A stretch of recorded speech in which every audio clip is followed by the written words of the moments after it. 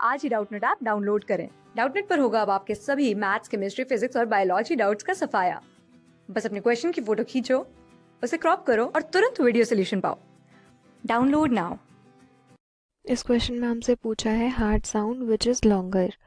तो हार्ट में मेनली दो साउंड होते हैं। फर्स्ट साउंड होता है लब और सेकंड साउंड होता है डब। जो लब साउंड होता है वो वेंट्रिकुलर सिस्टोल के टाइम पे प्रोड्यूस होता है due to the closure of atrioventricular walls. जो सेकंड हार्ट साउंड प्रोड्यूस होता है वो प्रोड्यूस होता है ड्यूरिंग द जॉइंट डायस्टोल